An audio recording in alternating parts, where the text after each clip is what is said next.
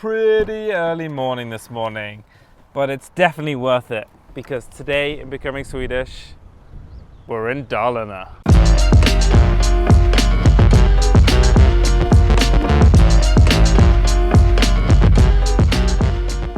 Today Becoming Swedish comes to you from Dalarna. Right now we're in Avesta, which is home to the world's largest Dala horse. Today is Midsommar afton, and everybody tells me there's only one place to celebrate Midsommar in Sweden, and that's in Dalarna.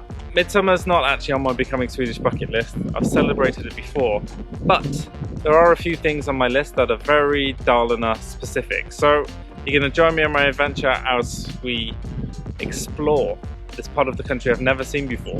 In fact, this is already the furthest north I've been in Sweden.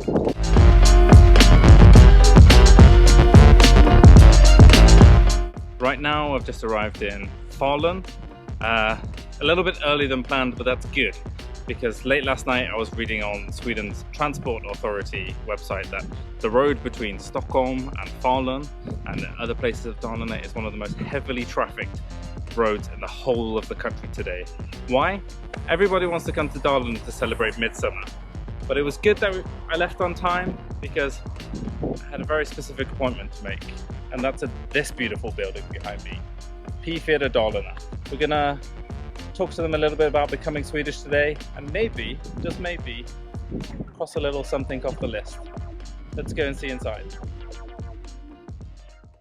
Vad innebär det egentligen att vara svensk? Det försöker engelsmannen Thomas Spragg Nilsson ta reda på. Han har bott i Sverige i 2,5 år och tänkte söka om svenskt medborgarskap i höst. Men innan dess, Thomas, så vill du försöka beta av din bucket list med en hel massa svenska, typiskt svenska grejer på. Och på den här listan så finns det bland annat falukorv. Många gillar det, kanske har lite på mackan eller så. Så du får helt enkelt testa den råa varianten. Jag har skärt en liten bit där, skurit en liten bit till dig. Varsågod. Får vi se. Ja. Tog en liten bit av denna vegetariska falukorv. Stoppar i munnen, gör nu, Thomas. Det är jättegott. Var det jättegott? That was really a lot of fun. It's been a long time since I sat in a radio studio since my days in student radio. Shout out to Bay Radio, Radio Bay. Another thing off the list. We're in Falun and we've had falukorv. I mean, I know I don't eat meat, but it has the same spices and we're in Falun, so I'm pretty sure that is enough to tick this off my list.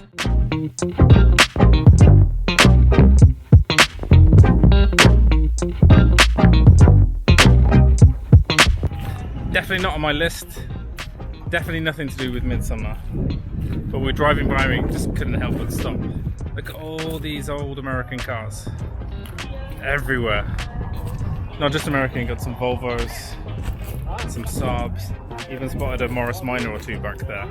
But they're just perfect. They're just pristine. Regular watchers of this vlog will know I've got a bit of a soft spot for classic cars, so this feels like a little bonus on this trip.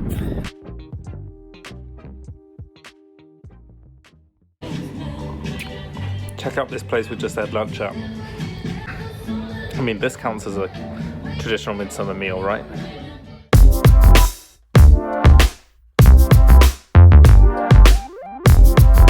So that's the first Midsommar celebration of the day.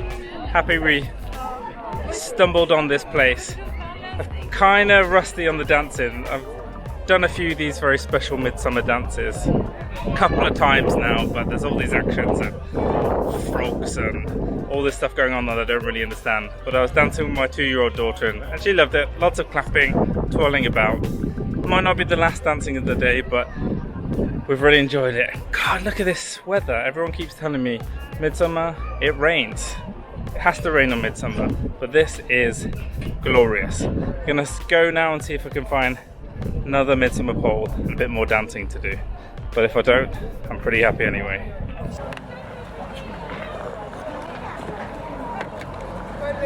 Obligatory fika break.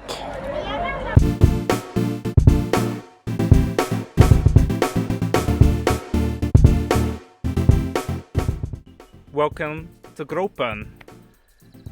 Gropen in Leksand is where about 25,000 people come each year to celebrate Midsommar, and it's probably one of the biggest Midsommar celebrations in the country. You might notice there's not 25,000 people around me, just some wood and some nice meadow flowers. That's because there happens to be another place called Gropen, and that is where my sat-nav has taken us. So we've missed the celebrations, but I think we're going to call it a day. We've had enough dancing, we've seen a lot of Dalarna. It's really been a fantastic day here. Dalarna feels like this picture perfect kind of place. It really feels that most of the day like I've been driving through a commercial for Sweden. Red houses everywhere, we've seen Dala horses, people playing cubs, like a Midsommar pole on like literally every village green that we've driven through. So I've really enjoyed it. That's day one of the Dalarna trip done. Gonna go and try and find my Airbnb, try and get some sleep, and hopefully it's got good blinds because the sun's not really gonna go down tonight. It's Midsommar after all.